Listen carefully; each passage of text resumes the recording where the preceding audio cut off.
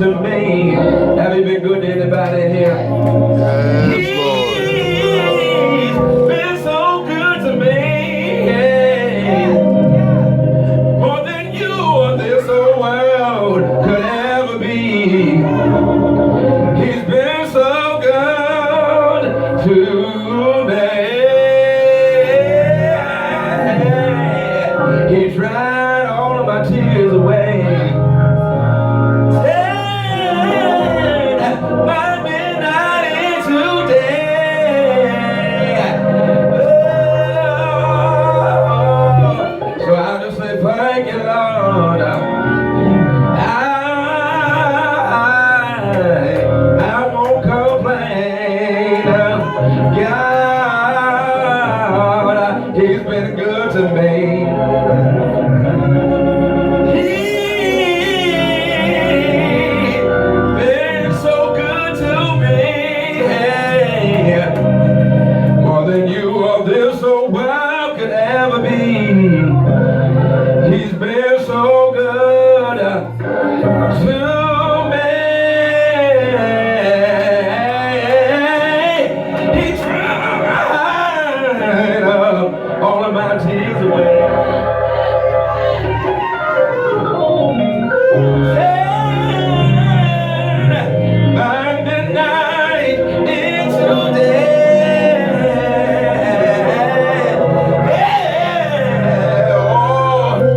So I just say thank you, Lord. I've been lied on, but thank you, Lord. I've been sick, but Lord, I thank you, Lord. I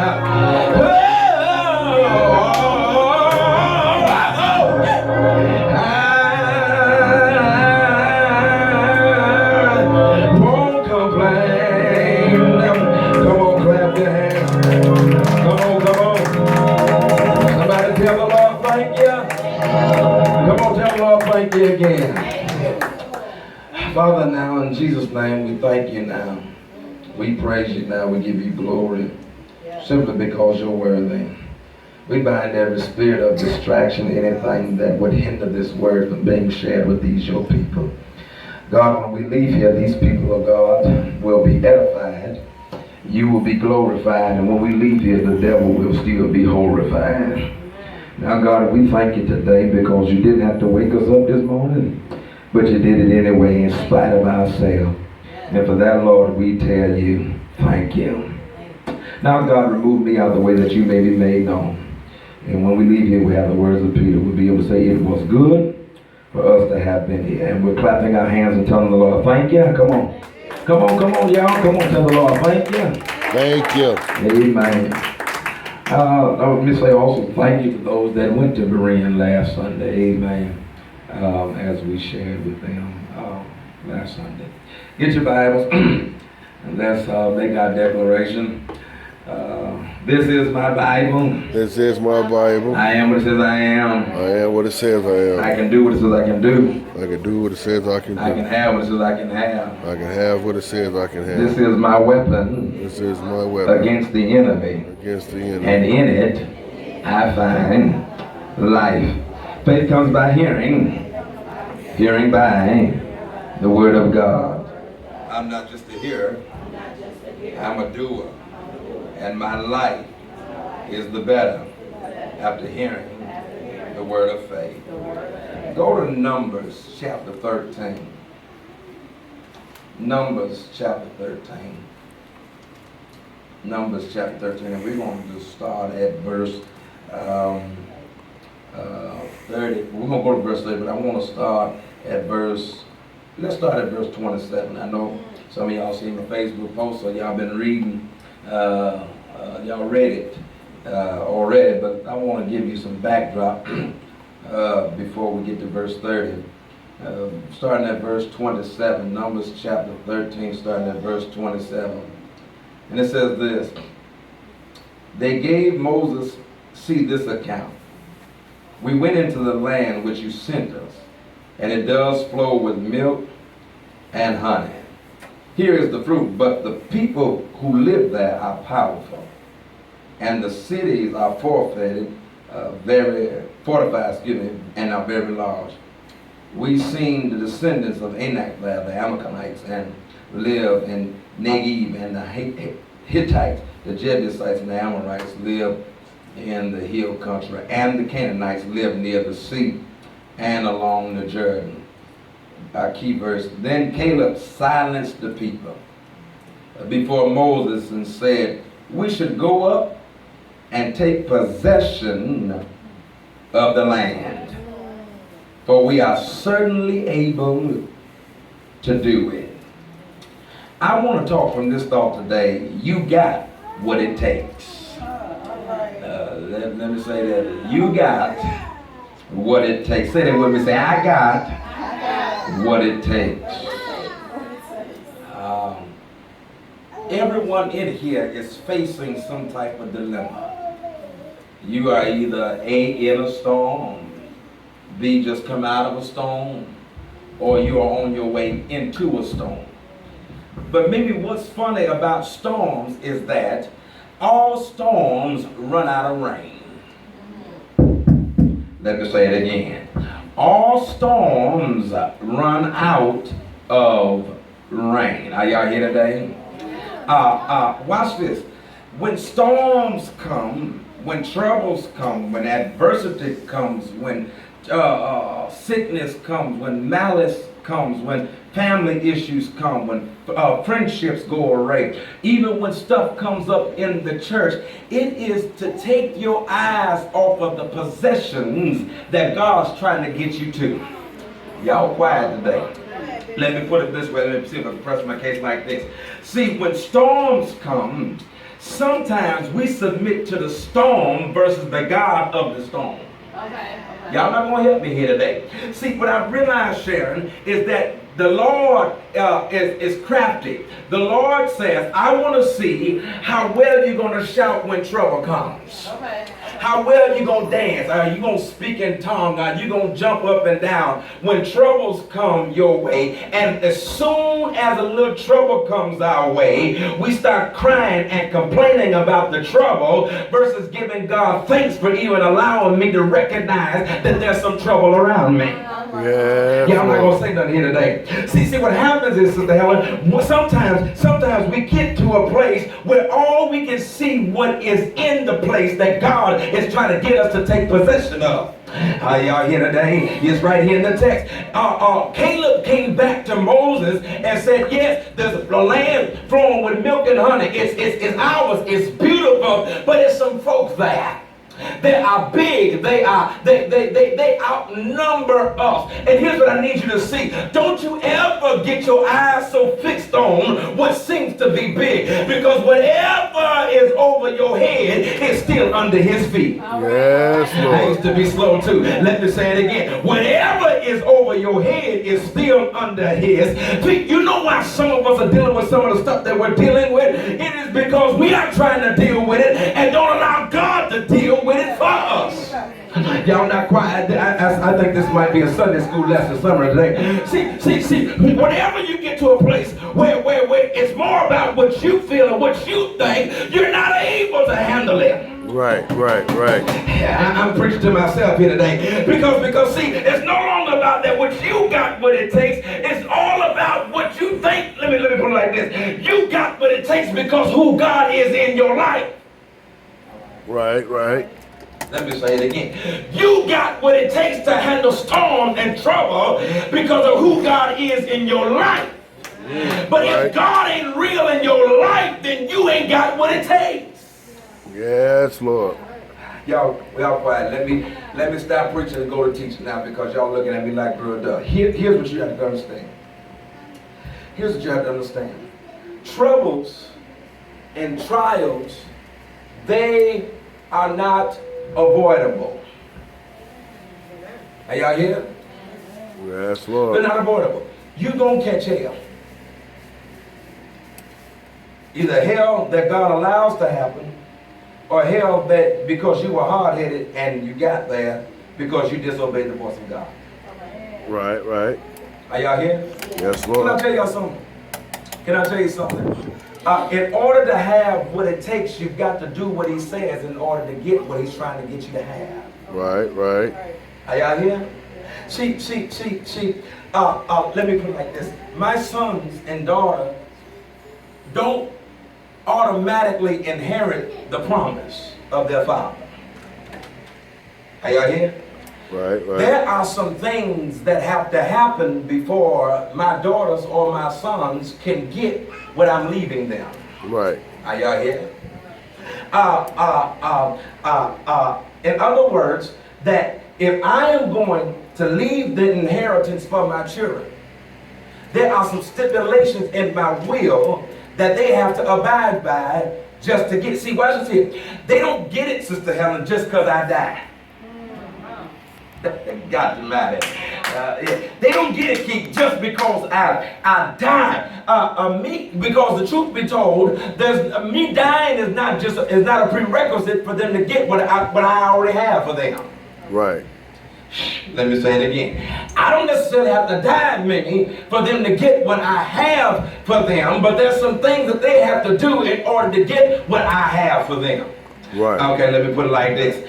God is trying to say that there's some things that he has for you, but there's some prerequisites that you got to go through in order to get what he has for you. Right, right. You're not just going to get the blessings of God just because you shout and speak in tongues. You can ta-ta-ta and all you want to, but there's some things you've got to do before God gives you what he has for you. Right, right. Are y'all here today? Yes, Lord. Here's the first thing you got to see. Here's the first thing you got to understand. That you got what it takes, but are you willing to go through what it takes? Right. Let me say it again. You got what it takes, but are you willing to go through what it takes? The blessings of God, Brother Anthony, don't just happen. Right.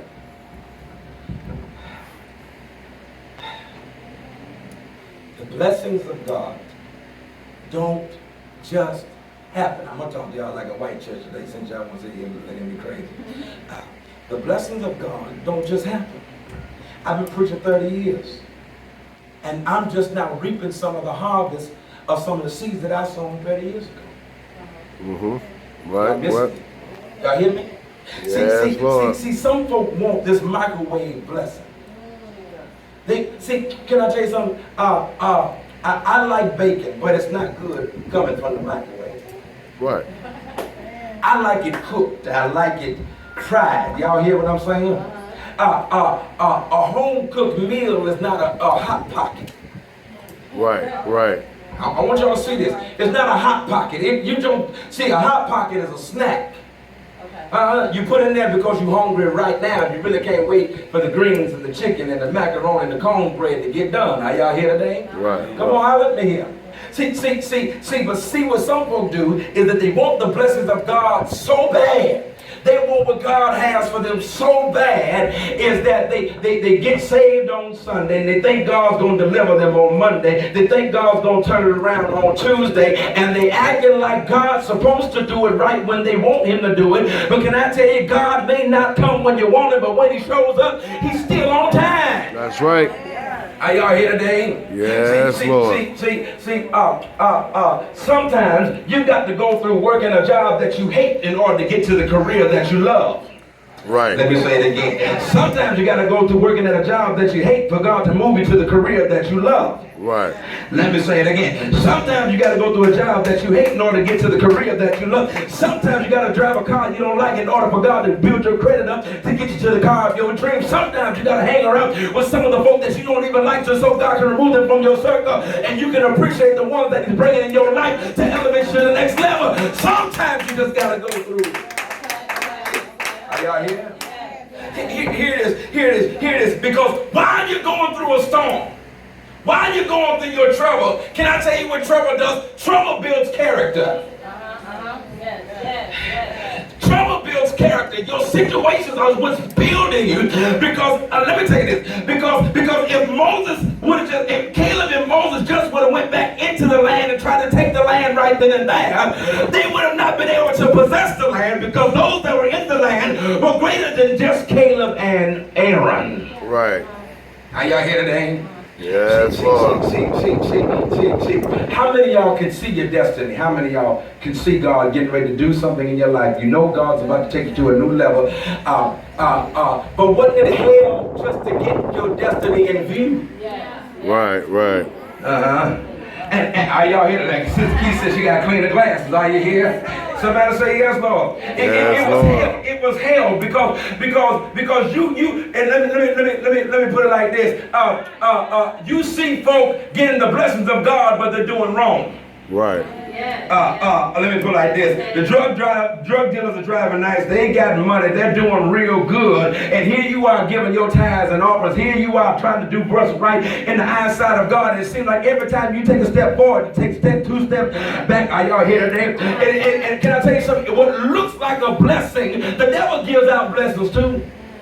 Y'all missed it. I said the devil gives out blessings too. And there are some folk that are watching you. They're wondering why you go to church, why you pay your tithes, why you shouting, why you speaking in tongues, why you doing all this. Because you said, I tried everything else and that does not work for me. And I see something greater in my view.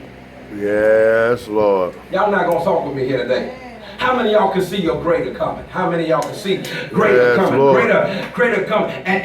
But see, it's hard to see greater when you in hell. Come on, help me here. That's right. It's hard to see greater when everything around you is crumbling. It's hard to see greater when everything can go wrong is going wrong. But I got good news. The New Mount Calvary Missionary Baptist Church, I got good news. You got what it takes. Y'all not going to say nothing here today. Yes, See, Lord. it's not going to be easy, though. It's not, Pastor Donald's not going to be easy. Deacon Will's not going to be easy because, see, in order to get what God has for you, you've got to be willing to let God strip from you what he does not want you to have. Let me say it again. In order to get what God has for you, you've got to be willing to be stripped. I'm doing better preaching than y'all saying amen. In order to get what God has for you, you've got to be stripped. Right. God here today. Yes, and when Lord. God's stripping you, watch this here, he's going to make you uncomfortable. Right. Help me, God, here today. He's going to put you in a place where you say, God, I give up. I can't take it no more, God. And while you're emptying yourself out, he's filling you all up, all over again, because he's trying to show you, you've got what it takes. You've got what it takes to win souls. You've got what it takes to straighten your house up. You've got what it takes to straighten your life up. You've got what it takes to straighten your finances up. You've got what it takes to straighten your children up. I wish I had some folk who ain't never scared to holler. I got what it takes. I got what it takes. I got what it takes. I mean, but God, there's a land flowing with milk and honey. Can y'all notice something? These the children of Israel now, they are wandering in a wilderness. And how many of you can be honest and say, I've been in a wilderness season in my life? Y'all ain't saying nothing here. I've been in the wilderness. I've been wandering. Lord. I've been going to and fro. Come on, Bishop. I see a land that's flowing with milk and honey, and my greater looks better than what's been. Y'all do know the word of God says that your latter shall be greater than your former days. Yes, Lord.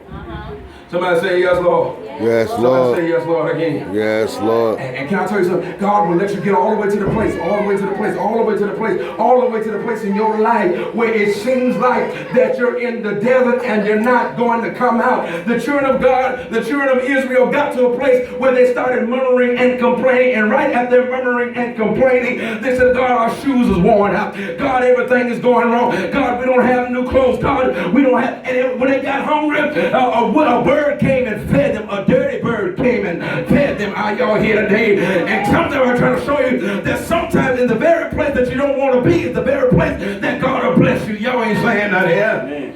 Yes, Lord. When you are in the very place that you don't want to be, and God will bless you. Yes, He will bless Lord. you for some of the same folk that have been cursing you. Y'all here today? Yes, Lord. See, what are you saying, Bishop? Bishop, you Come on, said, Bishop. I got what it takes. Yeah, somebody holler, I got what it takes. I got what it takes. Somebody holler, I got what it takes again. I got what it takes. So look what here. So look what happened is, they reported to everybody. There is a land there. It flows with milk and honey. And here is the fruit. But here's the problem.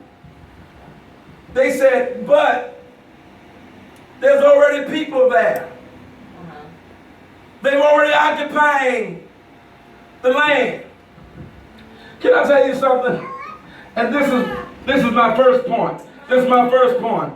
Some folk may be occupying your blessing, but they haven't been anointed to possess your blessing. Y'all ain't saying nothing here today. Yes, some Lord. folk been occupying your stuff, but they haven't been anointed to possess it. Occupying and possessing, occupying means I'm just here for a little while. But when I'm possessing what God has for me, when I'm possessing it, it means that I'm taking rightful ownership of it. Y'all ain't saying nothing here today. Yes, Somebody holler, Lord. yes, Lord. Yes, Lord. He says there's people there. Key, there's people there. Anthony, there's people there. Sims, there's people there. Sharon, there's people there. Will, there's people there. And I know it belongs to me. All they do is smoke and cuss and drink and lay around and play around, but they're happy and I'm crying, and I know joy belongs to me. I know happiness belongs to me. I know peace belongs to me. They might be occupying it, but they're not possessing it. Y'all here today? Well, just see. Here's my second point. When you're going after what God has for you, don't be afraid of what it looks like in order to get to it. Are y'all hearing? Say to me, say, don't be afraid. Don't be afraid Of what it looks like. of what it looks like In order to get to it. in order to get to it. Now, here, let me put it like this. The text says they were tall. Now, if you do an etymological study and you find out anything about Aaron and Moses, they were short people like me, right? They were short. They were short of stature, but they were big in heart. Are y'all here today? That's like saying, remember the old saying, the bigger they are, the harder they fall. But Moses and Caleb understood that there's more than one, and there's just two of us. But so instead of tipping them off per se, instead of making any noise about it, what they do is they go back and tell the rest of the children, yeah, it's ours. I can see it. It belongs to me. I'm gonna get it. It's milk and honey. There's fruit there, and we had to go through hell just to taste a little bit of heaven. In other words, what I'm saying is, I don't care how big your storm is, how big your situation, how big your mountain is, how big your valley is. You can let that scare you, and you can let that take you off course from getting what God has for you, because God has already placed on the inside of you that what is needed. Y'all ain't saying nothing here today. Y'all don't understand what I'm saying. Okay, let me say it like this. You got a mouth, don't you? Y'all ain't saying nothing here today. Let me ask you again. You got a mouth, don't you? So in other words, Bishop, what are you saying? I'm saying that even your mouth is a tool in order to possess what God has for you. Y'all ain't saying nothing here today. See, you got to get to the place where you learn how to speak to your own situation, speak to your own stuff. See, you can't always call Bishop to pray for you. You better learn how to pray for yourself. You may not be able to sing Zion songs the way some folks sing them. You may not be Albertina Walker. You may not be any of the famous gospel singers. But you better get like David and make a joyful noise unto the Lord.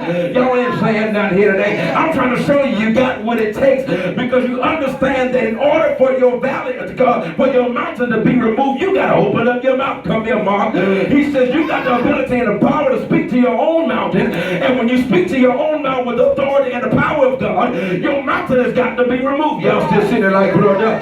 I'm trying to show you what you got, what it takes. And what are you saying? I'm saying they didn't go back just complaining about what was in the land. They went back and told them what was in the land, but then they turned around and said, y'all, quit tripping, quit crying. We are able to possess it. Y'all ain't saying nothing here. Thank you, Lord. Here's my other point. The blessing God has for you is not always easy to access. Let that marinate. The blessing God has for you is not always easy to access. What are you saying, Bishop? I'm saying anything that's easy to come by ain't worth having. Anything easy to come by ain't worth having.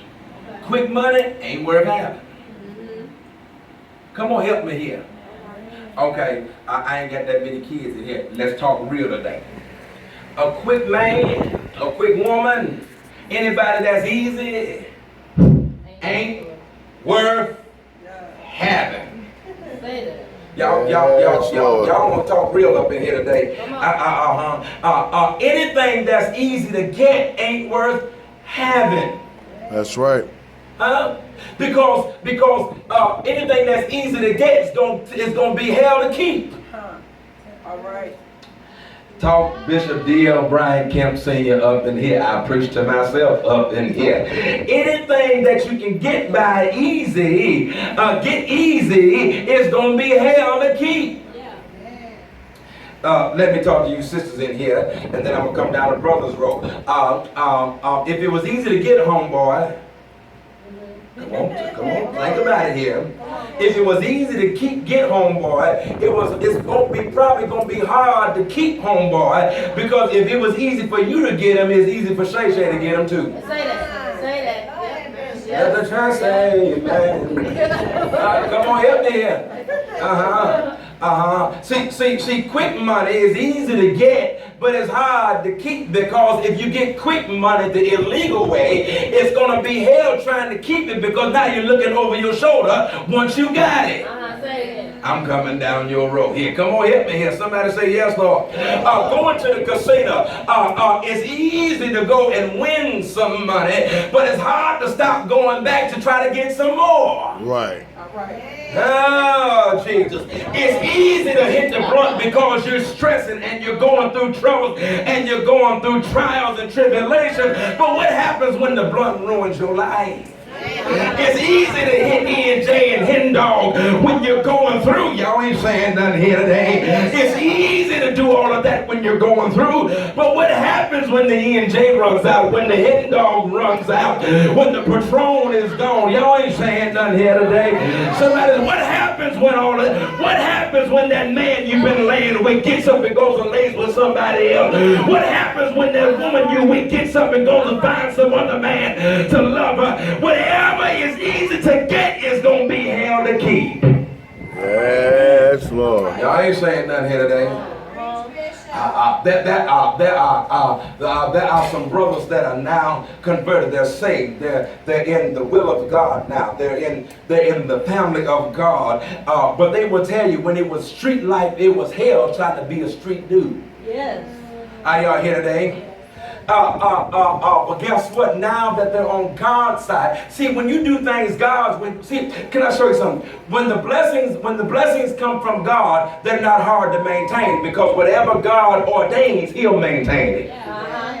Let me say it again.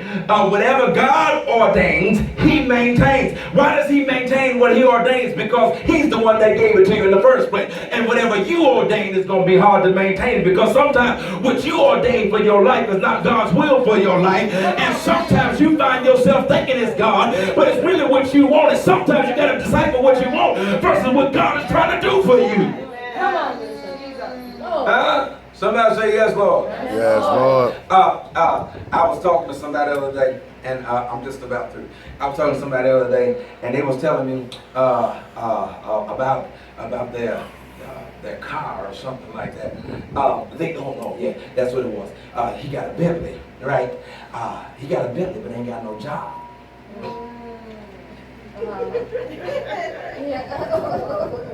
Got a Bentley, but ain't got no bed. I'm trying to show y'all something here. He's stunned for Negroes that don't even care about him. And let me put a pin in the park there. Quit trying to do things to impress a folk that don't even like you no way. Right, right, right. Say that again. Now, come on, help me here. Somebody say yes, Lord. Yes, Lord. Somebody say yes, Lord, again. Yes, Lord. You're trying to keep up with the Joneses and your last name is Kemp. Y'all ain't saying nothing here today. Somebody say yes, Lord. Yes, Lord. Huh? He talking about, man, he come up, put him out my house. Man, look at here. And I'm just looking at the car. I'm like, man, that's sharp. It's a nice car. And you know what I said? One day, maybe if that's what God's will is for me, maybe I get the car. Maybe I get it. But if God don't see, but you got to get to a place in your life that even if God don't give you the desires of your heart, you still got to be content where you are. That's right. Y'all not saying that here today. And I'm saying the same. I said, well, bro, how much is the payment on it? He said, man, it's $2,200 a month. Nigga, you ain't got no job. $2,200, that's a mortgage. I said, how much did you put down? He said, I put $10,000 down. You put $10,000 down on a car and you ain't even got nowhere to lay your head. You's a special kind of stupid. Are y'all here today? And here he is. But he said he heard me say one time. He said, but I heard you say one time, you gotta look like you got something even if you ain't got nothing. I said, yes. You wanna look like something if you ain't got nothing, but quit trying to go get something that you can't even keep. Come on, say it. Y'all, okay, that didn't work for you. I'm simply saying that sometimes we think that what we got is blessings from God, and it's really something that you wanted that God never ordained for you to have in the first place. Yes, Lord. I was telling a couple the other day, they got married, and about 6 months ago now they're getting a divorce. I said, I told y'all don't get married in the first place. And they said, well, we thought you just didn't want us getting married. I said, no, it ain't that I didn't want y'all getting married. I just didn't want y'all getting married to each other. How y'all here today? And I said it shouldn't be held. You shouldn't be wondering where he is late at night. You shouldn't be wondering how. Y'all ain't saying nothing here today. Yes, Lord. You should lay your head down knowing he's where he says he is, when he says he's where he's at, doing what he said he's doing, and with who he says he's with. Y'all ain't saying nothing up in here. And I said the reason why there's so much hell in this marriage is because God never ordained it in the first place. They said, what you mean? I said, no. I told her, I said, you was trying to do things God's way. You was hot between the legs, so you married him because he act like he loved you. The devil acts like he loves you to get what he wants. That's right. Yes, Lord. Let the church say amen. Amen. See, the devil will act like he loves you in order to get what he wants from you. Right. It ain't going to hurt me this time. They ain't gonna know This this time. time. Yep. But because it felt good to you this time, whatever this is to you now, because it felt good this time, I'm gonna do it one more again. Right, right. Then one more again turns into I'm gonna do it just one more time. Right, right. And while God's trying to get you to your promised land, you still doing what you're doing in the wilderness because you done got comfortable in your mess. Y'all don't like this type of preaching today. Somebody say yes, Lord. Yes, See, Lord. can I tell you something? In order to get what God has for you, you've got to do what God says do in order to get it. Right, right. Can I tell you something? This is the season of purging. Are y'all here? This is the season of purging. What are you saying, Bishop? There are some things and some people and some places and your things in your life that God is purging from you. Amen. But see, God can't have His perfect work in you when you're holding on to what He's trying to get you to let go of.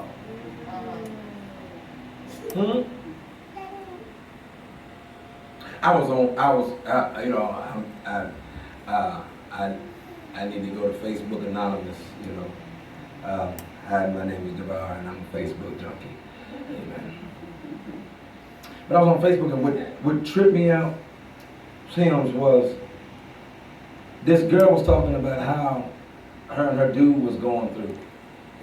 And, you know, I swear, I don't got to turn on Days of Our Lives or As the World Turns, because I got enough reality shows right there on Facebook. And then she says, you know what she says? She says, well, I ain't gonna do him tonight. I'm gonna call my baby dad. And I said to myself, yeah, that's what I did, baby. My mouth was open. I was like, ugh. But I was saying, ugh, at the same time. And I said, you're not gonna have relations with the man you with, because you're mad at him. And you gonna call your baby daddy, have him come over and touch you up for a little bit. Are y'all here today? I said, that doesn't make sense to me, because if he was that good in the first place, he wouldn't be your baby daddy, he'd be your husband.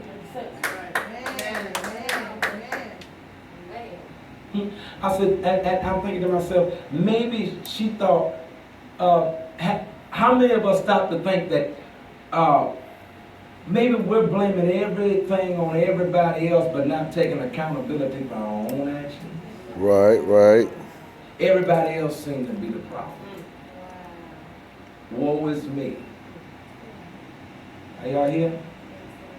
Everybody else ain't the problem when you keep dealing with the same stuff over and over again. I was talking to Will the other day. We was out cutting grass, and I just thought about how many people tell me the same stuff every year. You got what it takes. You got what it takes. You have the power and the authority to change your own situation. You have what it takes, but instead of activating what God has put on the inside of you, it's everybody else's fault.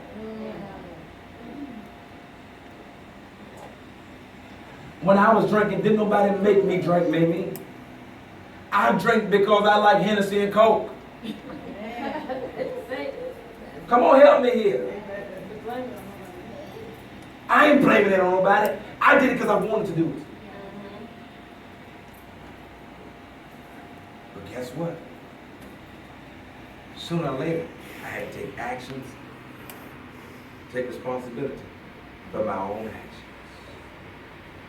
Clap your hands, I'm done. It's time to give. Amen.